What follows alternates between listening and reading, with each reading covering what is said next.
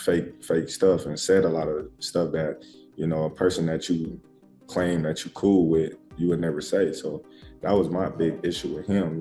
I just know, character take you a long way. And I just I just don't agree with the character, actions that he took.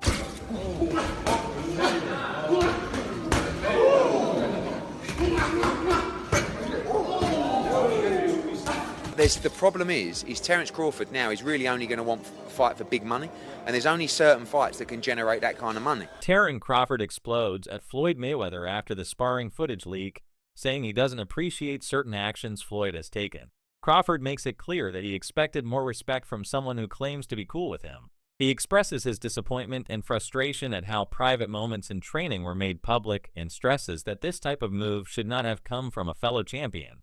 I had disliked a lot of things that he was saying, and how he was acting, being that, me, I'm a real individual. I just felt like, we was all cool at one point in time. And, when the Errol Spence fight was getting mentioned and talked about and, signed, I just felt like he just did a lot of fake stuff and said a lot of stuff that, a person that you claim that you cool with, you would never say. So that was my big issue with him. I just know, character take you a long way. And I just don't agree with the character, actions that he. Eddie Hearn's comment that Terence should retire reflects the split within the boxing community about what Crawford should do next. On one hand, Hearn admires that Crawford's legacy is untouched. He has conquered multiple divisions, dominated elite fighters, and ended debates about whether he belongs among the all-time greats. Retiring at such a peak would protect his image forever, just as some legendary champions did. Yet Hearn also recognizes the allure of financial security. With boxing now heavily influenced by Saudi investment and cross-promotional spectacles, Crawford could command record-breaking purses even if the fights are not legacy-driven. The temptation of multi-million-dollar events might outweigh the purity of legacy, and Hearn understands this balance better than most promoters. Sorry? Should Crawford retire? Do you know what? Someone said the other day, and it's very true, because I actually said it about Usyk. We've got a real tendency, haven't we, to kind of try and retire people off. Do you know what I mean? Like I said with Usyk, I think now he should retire. And everyone's like, why do you want him to retire? It's like, I just think it's a great way to go out. I actually also think that Crawford could move down and win a world title at 160. And that would make him, what, 6 division champ? 5? 35, 40, 47, 54, 6 division champion. But the problem is Terence Crawford now is really only going to want a fight for big money, and there's only certain fights that can generate that kind of money. So Shakur, who's obviously very close to him, seemed to say so maybe that's it. Floyd Schofield's perspective is that Terence Crawford should stop while he is ahead. In his view, Crawford has already accomplished everything that defines greatness in boxing, becoming a pound-for-pound king, winning championships across divisions, and proving himself against the best opposition of his era. Schofield is not questioning Crawford's skill or legacy, but suggesting that continuing further may bring unnecessary risk. He points out that if Crawford does fight again, it should only be against hungry new contenders like Virgil Ortiz or Frank Martin. This highlights a generational shift where younger fighters want to see whether Crawford can still withstand the intensity of the new wave. Yet, Schofield's message carries respect. He acknowledges that Crawford has nothing left to prove and believes walking away now would leave his record flawless. For him, Crawford's legacy is already secure and best preserved at its peak. I feel like Crawford, he could retire if he wants. I feel like if he does get another fight, I would love to see him in there with Virgil or Jerron. I feel like those are both great fights, but those are fights we just got to see. We just got to see those fights before. I feel like those are the only 2 fights I would entertain. Not a rematch, maybe a rematch with Crawford and Canelo? I feel like it wasn't close enough. It wasn't close enough. Really? If it was close, maybe, but it just was like, it wasn't close. This idea continues to stir heated debates among boxing fans. The fantasy of Prime Floyd versus Prime Crawford dominates online discussions because both represent complete mastery of the sport in their eras. Floyd's defensive genius and unmatched ring IQ made him untouchable, while Crawford's adaptability and finishing instincts have allowed him to dismantle every opponent. But the reality is stark. Mayweather is past his fighting prime and no longer has the reflexes or stamina he once had. A modern-day showdown would be more spectacle than true test, and that's why people stress the different game angle. The dream of their primes clashing is likely to remain just that, a dream. So yeah, everybody. So this is a good question that the ring put out. So Terence Crawford versus Floyd Mayweather, a fantasy fight that will never happen. Now, this is a really good question. Who will win between these two? Me personally, if this was old Floyd Mayweather, well, I'm going to say pretty boy Floyd. I'm talking about like the younger version of Floyd Mayweather. Floyd Mayweather wins. You're talking probably prime Floyd Mayweather versus prime Terence Crawford. You could see Floyd Mayweather beating Terence Crawford, but you're talking about money Floyd versus Terence Crawford. I see Terence Crawford stopping him in the later rounds due to Floyd Mayweather's passive style and Philly shell. I believe he'll melt.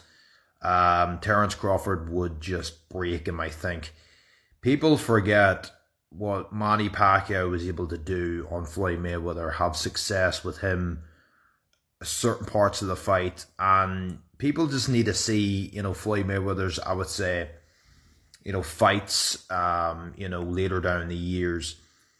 I think Crawford would just be able to break that defense. I don't know. The thing is about Terence Crawford, he has a very, very awkward style, very awkward foot movement and footwork. This is the thing. A lot of people were thinking, no, nobody beats Floyd. Or if you try to compare somebody else, no, this man will beat Floyd. Floyd would beat everybody. I don't think it's a case of Terence Crawford, everybody. I think Terence Crawford would have been the man to actually beat Floyd. Honestly, for what he did to Canelo Alvarez, he beat a 168 Canelo Alvarez. 168 Canelo Alvarez. Analysts have been careful to point out that statistics and accolades, while important, do not always define greatness in a head-to-head sense. Floyd's 50-0 record and his ability to stay undefeated through generations is something few can replicate. Crawford, on the other hand, is undisputed in multiple divisions, a feat Floyd never achieved in his time. The comparison becomes tricky because accomplishments in different eras cannot be directly stacked against each other. Floyd's resume features global names and huge pay-per-view numbers, while Crawford's is built on clean, decisive victories. The analysts argue that being more accomplished on paper is not the same as being the better fighter inside the ring. It depends on context, style, and timing. Floyd Mayweather versus Terence Crawford is the topic of this video, and someone posted this: number of world champion fighters beaten, Floyd with 23, Terence with only 11. But my response to this is, being more accomplished does not mean you're better than someone. By example, Canelo has 18 former world champions beaten, Terence has 11. So you could argue that Canelo's more accomplished. Meanwhile, Terence just whooped him over the course of 12 rounds over the weekend. We all saw it. Plus, more accomplished fighters lose to lesser accomplished fighters all the time, so that's a bad argument. Let's talk skill for skill. Terence Crawford has knockout power in both hands. He can switch stances. He's not a stationary target. He has good footwork. He knows how to counterpunch. He knows how to fight on the outside and on the inside. He can make it dirty. He knows how to box and he knows how to fight. There's a difference. Guys like Shakur Stevenson, for example, they know how to box. When it comes to actually getting down and dirty, the jury is still out on one Shakur Stevenson, just by example.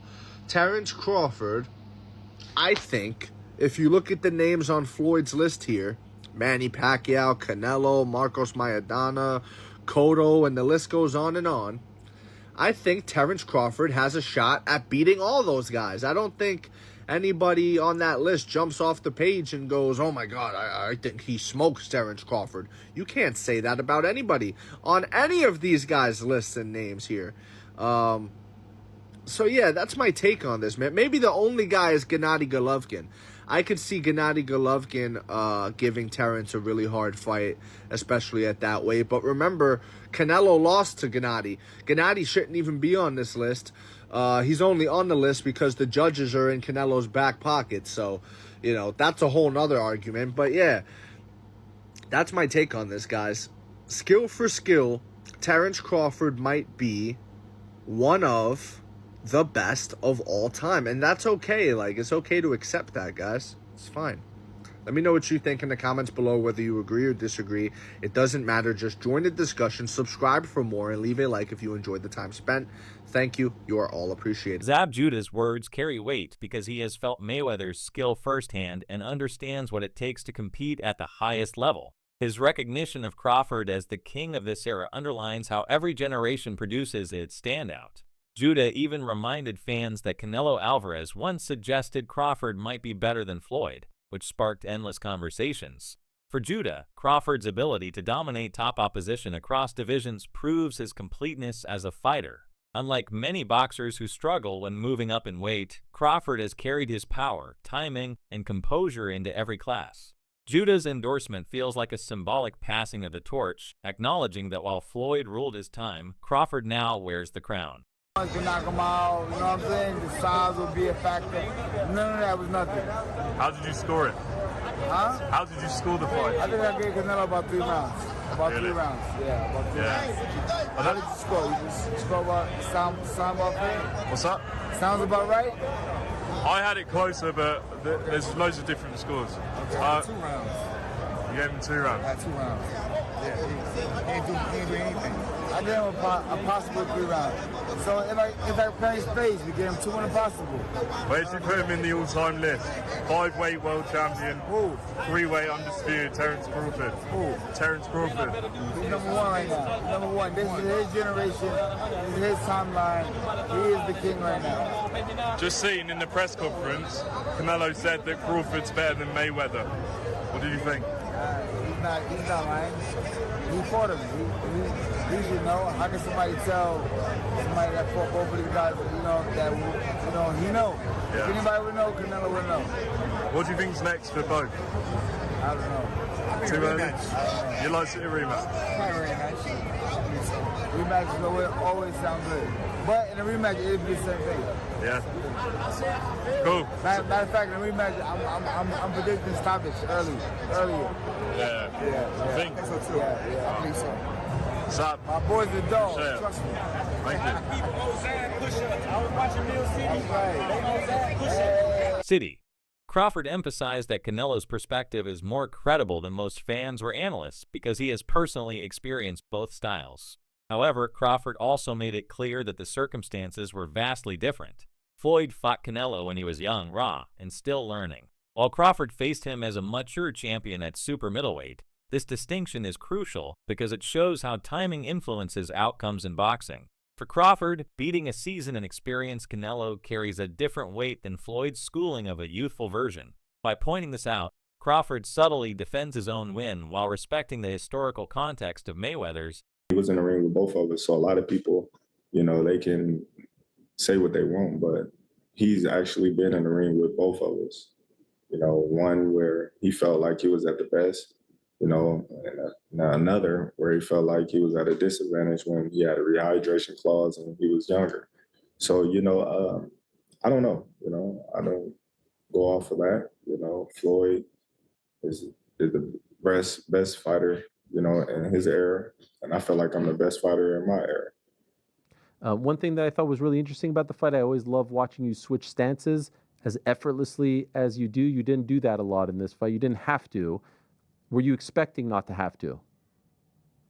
No, I felt like I could have, but why do something when something else is working? Easy answer. Jeff Mayweather's defense of Floyd is rooted in the idea that people often overlook context when comparing careers. By the time Floyd met Canelo, he was no longer in his physical peak. He was relying more on experience, reflexes, and timing rather than sheer speed or explosiveness. Despite this decline, Floyd completely neutralized a dangerous young opponent, which Jeff insists should not be forgotten. To him, comparing Floyd's version of Canelo with Crawford's version is unfair because there were two completely different points in both men's careers. Jeff's comments highlight how boxing history is often rewritten without fully considering the circumstances of each fight. Well, also if we remember, Canelo that time was a razor-thin decision. Floyd won, majority decision. C.J. Ross had it with what a lot of people had as a draw, and then the other two judges scored it for Floyd, of course. And that was a Floyd at the top of his game with a very green Canelo with very little experience, and he still took him, into deep waters. So yeah, what was Canelo? What, 20 something? 20 what? 23, 25? Yeah, he was. Very very young in the game, obviously. Very young. He had more fights than Floyd, and he lost. Yeah, to a man that was 30-something years old, 36. But Floyd was clearly at the top of his career, and Canelo had fought a lot of people. But how you at the top of your career in your prime? You in your prime? You ain't in your prime when you're at 36. That's not your prime. Did he lose? I mean, your prime is in your 20s. It's different for different people. Yeah, okay. Well, so, and that's why Canelo is saying what he's saying. But, don't you? Want to make himself look like he did something great. Buddy M.C. Gert's analysis captured the essence of Crawford's brilliance. He pointed out how Crawford controlled every aspect of the bout, dictating pace, distance, and exchanges from start to finish. Unlike many of Canelo's past opponents who fell into his traps, Crawford never allowed him to set the tempo. This level of control reminded McGirt of the way Floyd used to outthink opponents. But he stressed that Crawford added his own twist with aggression and finishing instincts. For M.C. Girt, the victory was not just a win. It was a statement that Crawford belongs in any discussion about the greatest technicians the sport has ever seen. Yes. Yes. Like, what fight were they watching? Right. I mean, it's. I don't know, man. I don't know what some of these guys be doing in this game, man. Some people, in situations like that, they should ask them, listen, just turn in your license, bro. Because there's no way in hell the fight was that close. Right. I mean, come on, man. It's just, it's not fair. It's not fair. You get a guy like Terence got here and dominate from beginning to end, and then you find out he needed the last 2 rounds to win. That's scary, man. It is. And you see how you just mentioned scary.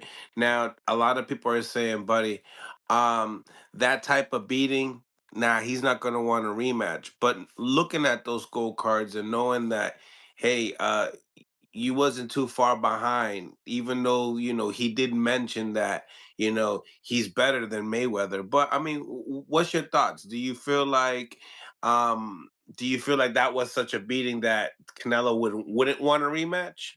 No, I think that, in all honesty, personally, I think that Canelo's at that stage in his career right now, that it's a rematch he don't need.